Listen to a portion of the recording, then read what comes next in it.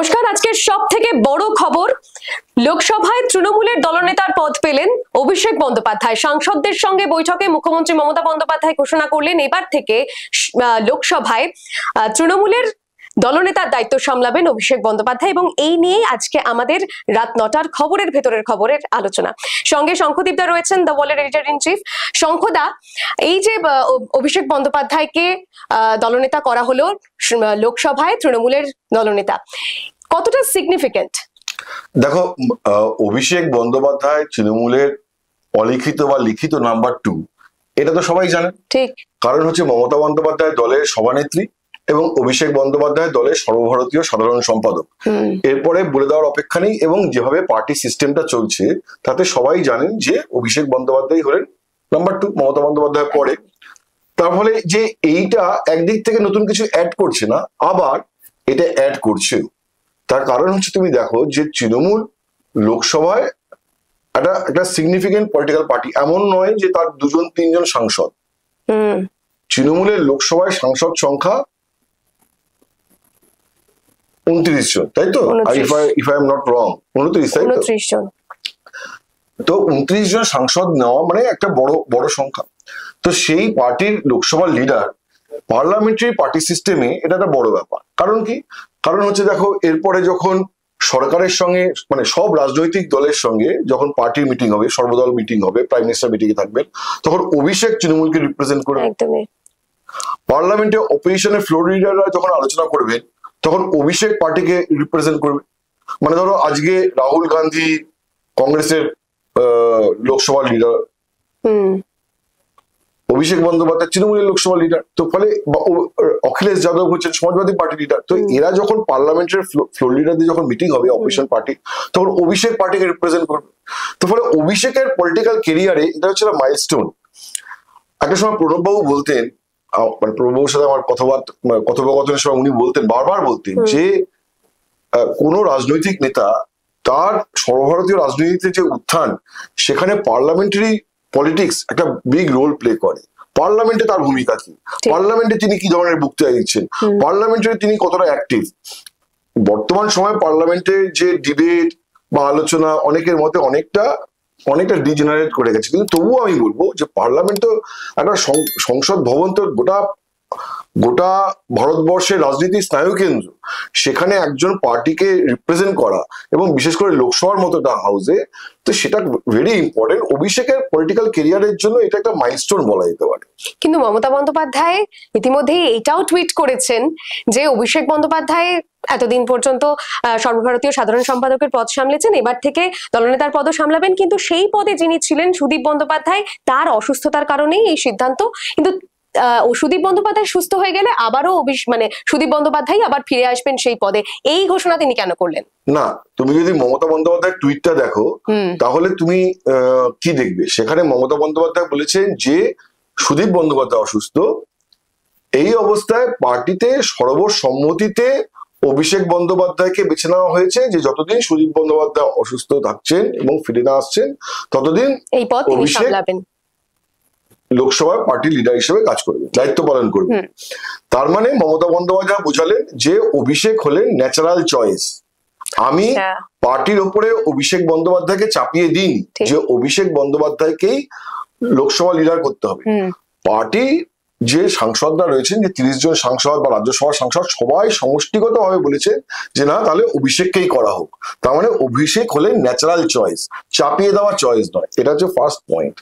2, সুদীপ বন্দ্যোপাধ্যায়কে দুম করে সরিয়ে আজকে অভিষেক বন্দ্যোপাধ্যায়কে বসিয়ে দেওয়া হলো, এই পারসেপশন মমতা বন্দ্যোপাধ্যায় দিতে চান না। আচ্ছা, এটা ঠিক যে সুদীপ বন্দ্যোপাধ্যায় অসুস্থতার কারণেই আজকে অভিষেক বন্দ্যোপাধ্যায়ের অভিষেক হলো লোকসভার নেতার পদে, কিন্তু এই পারসেপশনও মমতা বন্দ্যোপাধ্যায় দিতে চান না যে সুদীপকে সরিয়ে অভিষেককে করা হলো। উনি দেখালেন যে সুদীপ বন্দ্যোপাধ্যায় যেহেতু অসুস্থ, তিনি না আসা, সুস্থ হয়ে না ফেরা পর্যন্ত, এবং আমি তোমাকে লিখে দিচ্ছি যে সুদীপ বন্দ্যোপাধ্যায়, আমরাও চাই ভগবানের কাছে বলি যে সুদীপ বন্দ্যোপাধ্যায় সুস্থ হয়ে আসুন, কিন্তু সুদীপ বন্দ্যোপাধ্যায় ফিরে এলেও সুদীপ বন্দ্যোপাধ্যায় এসে বলবে যে অভিষেক বন্দ্যোপাধ্যায় তরুণ নেতা, অভিষেকেরই উচিত পার্টিকে লোকসভায় এখন লিড করা সেই সময় আসন্ন। এবং তুমি জেনে দেখো সুদীপ বন্দ্যোপাধ্যায় প্রায় 80 বছর বা তার বেশি বয়স। ফলে সুদীপ বন্দ্যোপাধ্যায় যে স্বাভাবিকভাবেই বয়সজনিত কারণে তার কর্মক্ষমতা আগের থেকে কমেছে। তো এই সময় একটা তরুণ নেতাকে এগিয়ে দেওয়া, সেটাও বিচক্ষণতা, রাজনৈতিক বিচক্ষণতা। তো সব মিলিয়ে এটাই ভবিতব্য হতে চলেছে যে অভিষেকই স্থায়ীভাবে আপাতত যে তিনি লোকসভার পার্টি লিডার হবেন। কিন্তু মমতা বন্দ্যোপাধ্যায় ওই পারসেপশনটা দিতে চান না যে আমি অভিষেককে বসালাম, দুম করে সুদীপকে সরিয়ে দেওয়া হলো। অভিষেক যে ন্যাচারাল চয়েস হিসেবে উঠে এলেন, সেটাই মমতা বন্দ্যোপাধ্যায় টুইটারের মাধ্যমে বোঝাতে চেয়েছে। কিন্তু শঙ্খদা, ঠিক একই সময় যে সময়ে অভিষেক বন্দ্যোপাধ্যায়কে আপনি বললেন অভিষেক বন্দ্যোপাধ্যায়ের অভিষেক হলো এই এত গুরুত্বপূর্ণ একটা পদে, সেটা নিশ্চয়ই মানে স্বাভাবিকভাবেই তৃণমূলের জন্য একটা ভীষণ সেলিব্রেটিং আওয়ার, ভীষণ একটা হ্যাপি আওয়ার। সেই সময়টাতেই একেবারেই তারপরে কল্যাণ বন্দ্যোপাধ্যায় ইস্তফা দিলেন মুখ্য সচেতকের পদ থেকে। কোথাও কি এই যে সেলিব্রেটিং আওয়ারটা, হ্যাপি আওয়ারটা, কোথাও কি এটা কর্দমাক্ত করলেন? পায়েসে এক বাটি পায়েসে নুন ফেলে দেওয়ার মতো হলো না? মানে অনেকটা অ্যাপারেন্টলি তাই। মানে ধরো আজকে অভিষেক বন্দ্যোপাধ্যায়কে যখন লোকসভার লিডার হিসেবে নমিনেট করা হলো, মানে সবাই মিলে বেছে নিলেন এবং মমতা বন্দ্যোপাধ্যায় বললেন, তখন পার্টিতে অভিষেক বন্দ্যোপাধ্যায় যারা অনুগামী আছে তাদের জন্য একটা খুব উৎসাহের মুহূর্ত। এবং জেনারেলি কি হয়, যে কোনো পলিটিক্যাল পার্টিতে যখন এই ধরনের কোনো একটা মাইলস্টোন তৈরি হয়, তখন এটা সব পার্টিতেই একটা হ্যাপি আওয়ার হয়, ঠিক আছে? মানে সবাই মিলে কনগ্রাচুলেট করেন, সবাই মিলে সেটাকে সেলিব্রেট তো ওরভাবে বলা যায় না, কিন্তু কনগ্রাচুলেট করেন। তো সেই কনগ্রাচুলেশনটাও আর কি, সেই কনগ্রাচুলেটরি মেসেজটাও আর কি অ্যাকচুয়ালি সেই নেতার যে উত্তরণ এবং তার যে লিডারশিপ বিল্ডিং, সেই বিল্ডিংটাকে মানে বিল্ডিং এর সহায়ক ভূমিকা নেয়। মানে ধরো আজকে কাউকে একজন নেতা বলে আমি বললাম যে কালকে থেকে শ্রমিক ভট্টাচার্য বিজেপি রাজ্য সভাপতি, সবাই মিলে তাকে অভিনন্দন জানালেন। তো ফলে রাজ্য সভাপতি পদে তার যে উত্তরণ, সেটাকে যে সবাই মিলে অভিনন্দন জানাচ্ছেন, তাতে তার লিডারশিপটা বিল্ড হয়। হ্যাঁ, সবাই মিলে মেনে নিলাম। তো এই যে প্রহর, এই প্রহরটাকে যে তৃণমূল ভালোভাবে আস্বাদন করতে পারলো না, তার কারণ হচ্ছে যে কল্যাণ বন্দ্যোপাধ্যায় আজকে ওই মিটিং এর পরেই ইস্তফা দেন এবং কল্যাণ বন্দ্যোপাধ্যায় মহুয়া মৈত্র সম্পর্কে নানা রকম কথা বলেন এবং কল্যাণ বন্দ্যোপাধ্যায়ের দাবি হচ্ছে মহুয়া তার সম্পর্কে কটু কথা বলেছেন, যেটা আনবিকামিং অফ আ পার্টি ফেলো বা একটা ফেলো এমপি, এটা কল্যাণ বন্দ্যোপাধ্যায় বলেছেন। আবার তারপরে দেখেছি আমরা যে কল্যাণ বন্দ্যোপাধ্যায়কে অভিষেক বন্দ্যোপাধ্যায় ফোন করেছেন এবং বলেছেন যে আপনি 7 তারিখ পর্যন্ত ধৈর্য ধরুন, 7 তারিখ আমি দিল্লিতে যাচ্ছি, গিয়ে আপনার সাথে কথাবার্তা হবে। তো আমার যেটা ব্যক্তিগতভাবে মনে হয়েছে যে কল্যাণ বন্দ্যোপাধ্যায় যদি কোনো অসন্তোষ থেকে থাকে, তাহলে সেটাকে মানে এয়ার করার জন্য আজকের ওই মুহূর্তটাই প্রপার মুহূর্ত ছিল না। এবার কেন কল্যাণ বন্দ্যোপাধ্যায় এটা করেছেন, এটা হচ্ছে একটা বিগ কোয়েশ্চেন, যেটা হয়তো তুমি এরপরে আমাকে জিজ্ঞাসা করবে। একদমই তাই, ঠিক এই সময়টাতেই উনি কেন করলেন এবং কেন করলেন। এবার দেখো, কল্যাণ বন্দ্যোপাধ্যায় তার ইস্তফার কারণ হিসেবে বলেছেন যে বৈঠকে মমতা বন্দ্যোপাধ্যায় বলেছেন যে ওইখানে যে কাজকর্ম মুখ্য সচেতক হিসেবে, চিফ হুইপ হিসেবে যেভাবে কোঅর্ডিনেট করা উচিত পার্টির মধ্যে, সেটা নিয়ে প্রশ্ন উঠছে এবং অনেকে বলছেন যে পার্লামেন্টারি ডিবেটে, লোকসভার মধ্যে ডিবেটে পার্টির মধ্যে থেকে কে কে স্পিকার হবেন, কে কে বলবেন, সেই সিলেকশন প্রসেসে কল্যাণের বিরুদ্ধে অভিযোগ উঠেছে এবং কল্যাণের বক্তব্য সেটা মেনলি তুলছেন মহুয়া মৈত্র এবং মহুয়া মৈত্র মমতা বন্দ্যোপাধ্যায় কান ভাঙিয়েছেন। তো এইভাবে যখন তার বিরুদ্ধে প্রশ্ন উঠেছে, তাহলে তিনি আর ওই পদে থাকতে চান না, তিনি ইস্তফা দিলেন। এবার আমার একটা বক্তব্য আছে যে দেখো, মহুয়া মৈত্রের সাথে কল্যাণ বন্দ্যোপাধ্যায় শটে টং, এটা নিয়ে আর কোনো গোপনীয়তা নেই, এটা একটা ওপেন সিক্রেটের মতো, প্রকাশ্যে দুজনের সম্পর্কে বলে যাচ্ছেন এবং কল্যাণও যথেচ্ছ রকম ভাবে মহুয়া সম্পর্কে বলেন, মহুয়া আকার ইঙ্গিতে বলেন। আমার মনে হয় না যে that is the only point যে কারণে আজ কল্যাণ ইস্তফা দিলেন। আমার মনে হয় বা তৃণমূলের মধ্যেও অনেকের এই ব্যাপারে সন্দেহ আছে এবং ভেরি ইন্টারেস্টিং হচ্ছে যে যেই মুহূর্তে অভিষেক বন্দ্যোপাধ্যায়ের এটা হয়েছে, নাম ঘোষণা হয়েছে লোকসভা লিডার হিসেবে, সেই মুহূর্তেই তৃণমূলের অনেকে বলা বলি শুরু করেছেন যে তাহলে কি এবার কল্যাণ বন্দ্যোপাধ্যায় ইস্তফা দেবেন। কারণ অনেকেরই মনে হয়েছে যে দুটো কারণে কল্যাণ ইস্তফা দিতে পারেন। এক, যে 2009 থেকে কল্যাণ বন্দ্যোপাধ্যায় সাংসদ, অভিষেক সাংসদ 2014 থেকে, তাহলে সিনিয়রিটির দিক থেকে পরবর্তী লোকসভা লিডার হওয়ার জন্য কল্যাণ বন্দ্যোপাধ্যায় নিজেকে হয়তো দাবিদার বলে মনে করেন। সেই জায়গায় অভিষেক বন্দ্যোপাধ্যায়কে করে দেওয়াতে তিনি হয়তো কিছুটা ক্ষুণ্ণ হয়েছেন এবং ইগোর থেকে হয়তো তিনি ইস্তফা দিয়ে, এইটাই আসছিলাম আপনাকে প্রশ্নে যে মানে কোথাও একটা ইগো থেকেই এই ইস্তফা দেওয়ার ইগোটাই কি কারণ? দুই হতে পারে এবং দুই মুখ্য সচেতককে সবসময় পার্টির যে লোকসভা লিডার, লোকসভায় যে চিফ হুইপ, তাকে লোকসভা লিডারের কাছে রিপোর্ট করতে হয়। লোকসভা লিডার যেমন বলেন তেমন ভাবে কাজ করতে হয়। অভিষেকের বয়স 37, কল্যাণ বন্দ্যোপাধ্যায়ের বয়স 68 এবং তিনি 4 বারের সাংসদ। ফলে কোথাও না কোথাও গিয়ে তার একটা অত ইগোতে লাগতে পারে, বা তার যে পলিটিক্যাল যে অ্যাসপিরেশন বা অ্যাম্বিশন, সেখানে একটা ধাক্কা খেতে পারে, হতে পারে যে সে কারণে তিনি এটা করেছেন। কারণ শুধু মহুয়া মৈত্রের কারণে কল্যাণ বন্দ্যোপাধ্যায় ইস্তফা দিয়ে দিলেন, এটা খুব একটা সহজ পাচ্য হচ্ছে না। কারণ কল্যাণ বন্দ্যোপাধ্যায় এবং মহুয়া মৈত্রের মধ্যে যে এই যে সঠিসাট্টঙ্গিটা গত 3-4 মাস ধরে লেগে রয়েছে, আমরা স্টোরি করেছি। কল্যাণ বন্দ্যোপাধ্যায় বহুবার বাইট দিয়ে নানা রকম মহুয়া মৈত্র সম্পর্কে কথাবার্তা বলেছেন, এবং সেটা এমন কথাবার্তা বলেছেন যেটা পার্টির অন্য কেউ বলেননি। তো শুধু ওই একটি কারণে তিনি ইস্তফা দিয়ে দিলেন, এটা কোথাও না কোথাও গিয়ে একটুখানি মনে হচ্ছে যে অতি সরলীকরণ।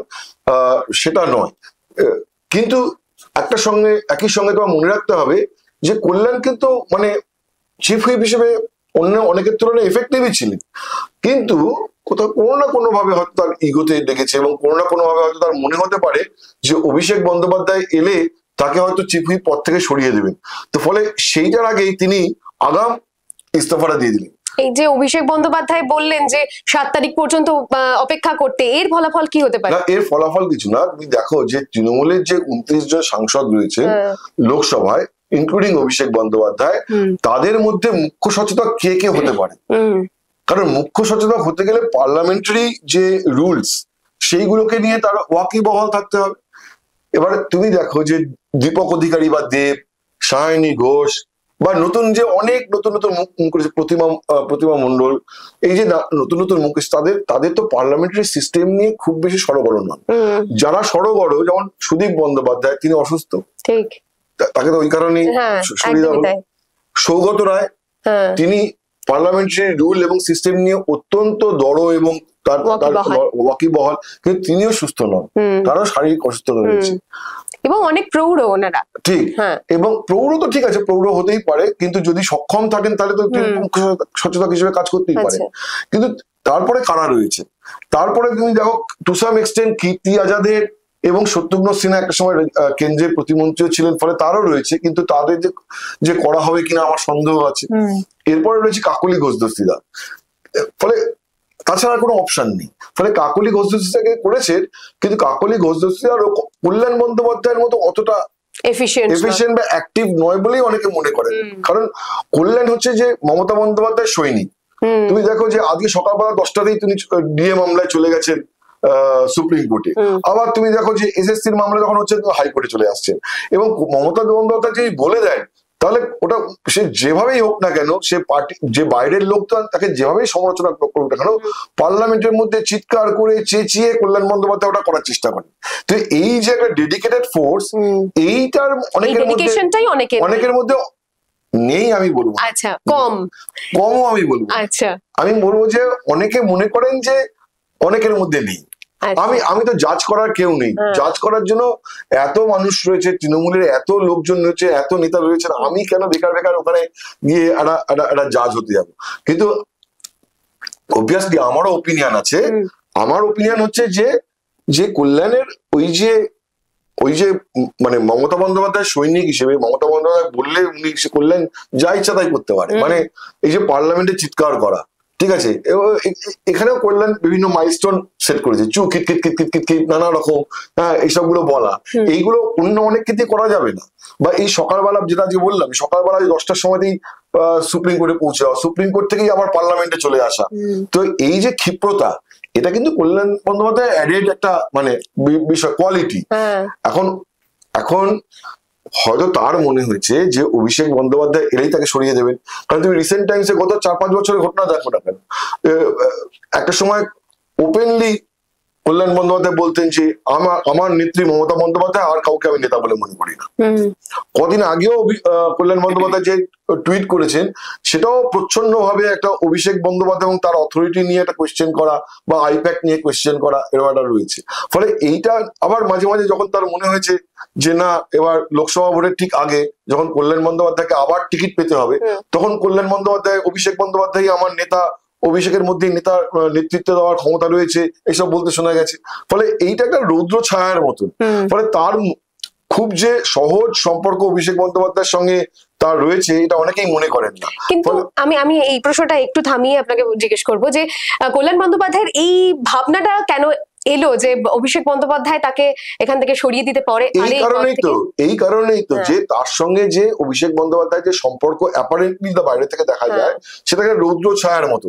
কখনো অভিষেক বন্দ্যোপাধ্যায়কে তিনি বলেন যে অভিষেকই আমার নেতা, অভিষেকও আমার নেতা, আবার কখনো উনি এমন এমন কথা বলেন যাতে মনে হয় যে অভিষেকের নেতৃত্ব নিয়ে কল্যাণ বন্দ্যোপাধ্যায় প্রশ্ন তুলছে।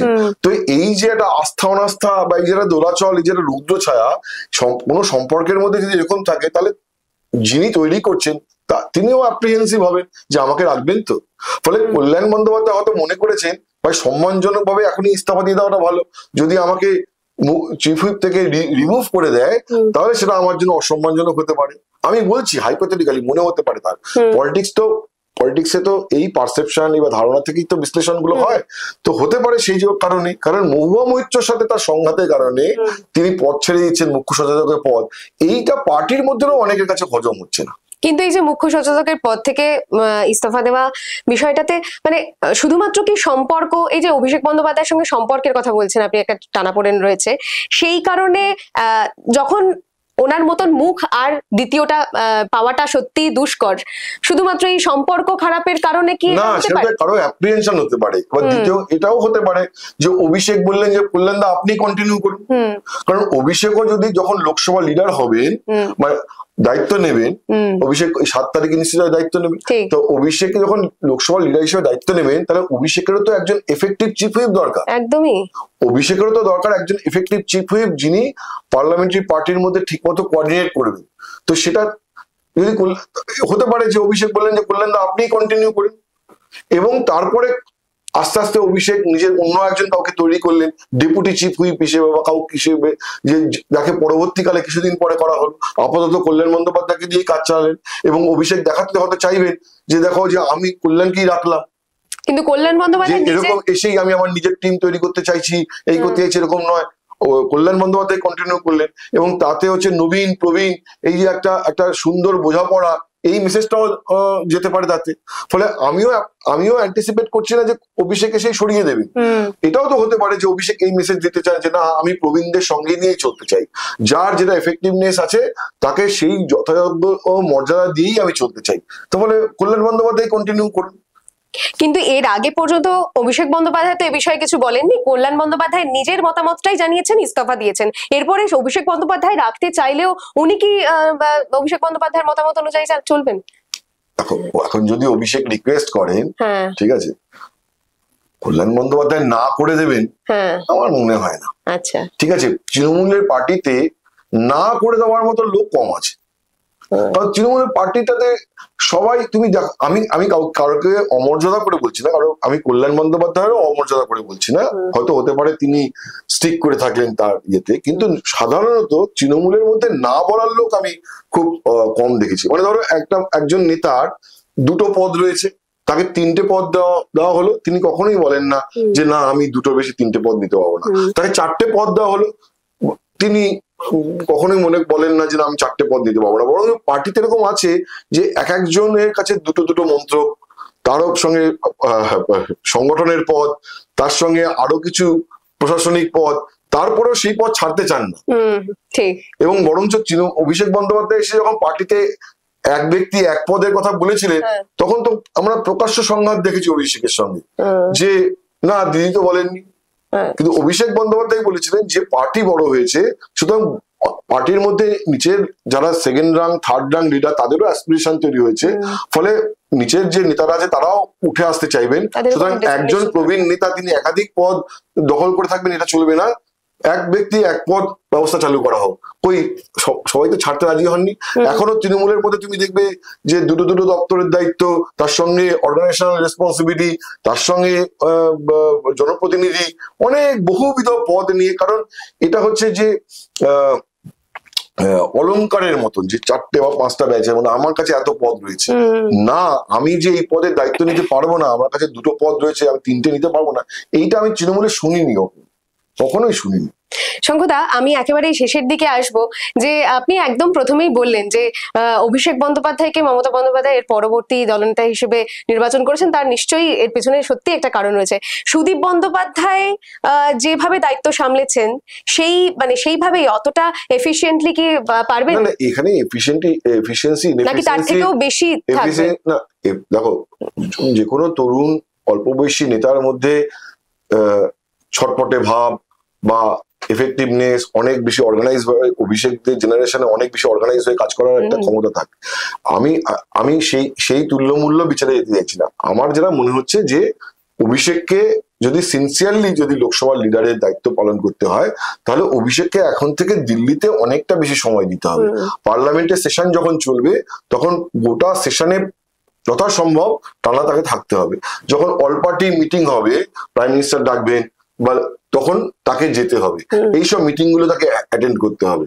বা অনেক অনেক মানে লিডার অফ দা পার্টি হলে লোকসভার দিল্লিতে অনেক অনুষ্ঠান হয়, সরকারি অনুষ্ঠান, বা সেই সবগুলোতে অ্যাটেন্ড করতে হয়, ঠিক আছে? তখন বা পার্লামেন্টের মধ্যেই অনেক রকম ছোট ছোট অনুষ্ঠান ঘটে হয়, যে সকাল হয়তো পার্লামেন্ট ছুটি, ঠিক আছে, পার্লামেন্ট হয়তো তখন চলছে না, অধিবেশন নেই, কিন্তু পার্লামেন্টের মধ্যে একটা পার্লামেন্ট সেন্ট্রাল হলে বা পার্লামেন্টের মধ্যে একটা বড় অনুষ্ঠান রয়েছে, তখন সেই সব প্রোগ্রামগুলো অ্যাটেন্ড করতে হয়। ফলে অভিষেককে এখন এই পদের জন্য অনেকটা সময় এখন দিল্লিতে দিতে হবে বলে আমার মনে হয়। সুতরাং একদিকে যেমন অভিষেক বন্দ্যোপাধ্যায় লোকসভায় তৃণমূলের দলনেতা, অন্যদিকে আগামীকাল আবার সমস্ত স্তরের নেতাদের নিয়ে তার কিন্তু একটি বৈঠক রয়েছে।